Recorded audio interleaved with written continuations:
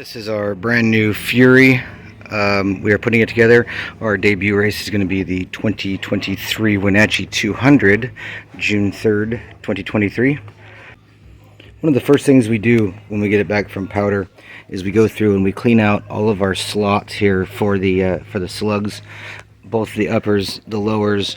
We'll tap any of the accessory points that are adjustable. Make sure we clean up all of our grounds. Anywhere there is a threaded port, like this is for the bumper, we run taps through all that stuff. If you do all that and you clean up all those edges ahead of time, it saves you a lot of headache in the long run. The track bar mount, as you see here, we had to clean the inside all out, hone it out, make it all nice and smooth. If not, then the adjuster's not going to move correctly, or it's going to give you a hard time.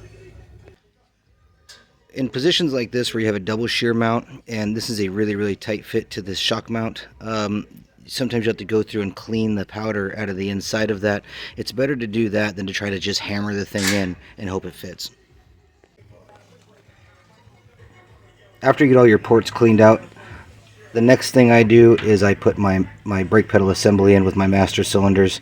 I run offset master cylinder sizes, and because of that I run square on my adjustments, so everything's screwed in the same amount and my balance bar is adjusted to the center. So right now everything's equal.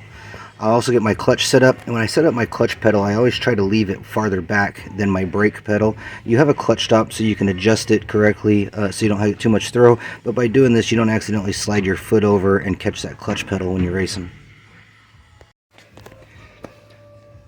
After getting the pedals in, we'll get the foot box installed. As you see here, we've gotten it down as far as the center tunnel. Next step, we're going to put the rear firewall in and start mounting the seat and the belts.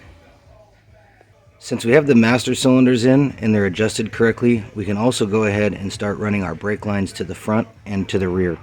We do have our bulkhead fittings pre-installed. All we got to do is put our parts together and start running lines.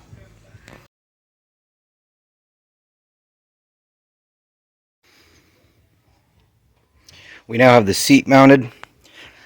I was able to get the seat bar in today, as well as the sub belt attached to the seat.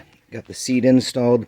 I prefer to mount my seats in multiple spots, so as you can see, this is actually not even a normal Fury bar. I added this because I feel like the way that these cars are shaped with the left rear and having access to the side of the seat here, if you were to punch through the B pillar, you could potentially grab a hold of this seat and maybe hurt the driver. The head is right here, so the way that the B posts are shaped, I went ahead and added this bar. We have it on our other car also.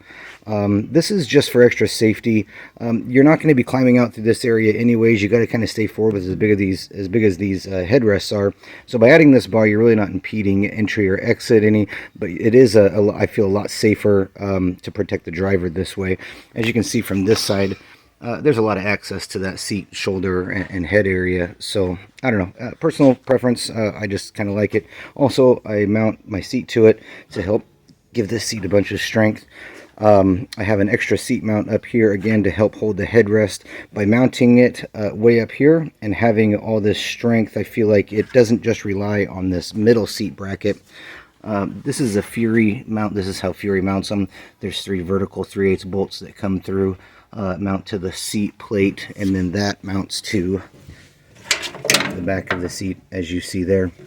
I've heard that these Kenny's component seats don't fit well in these Furies. I think it fits absolutely fantastic. I've sat in it, yeah, without my seat insert, but the distance from the seat to the pedals is pretty close to what the Port City is, so I don't think we're going to have any issues there.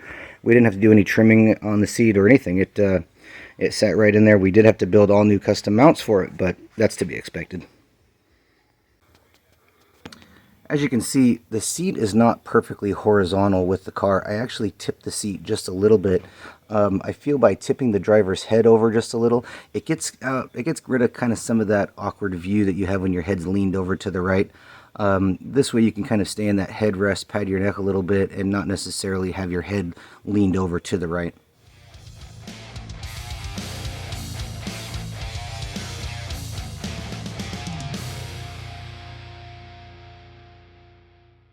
perfectly horizontal with the chassis. I actually, whoop,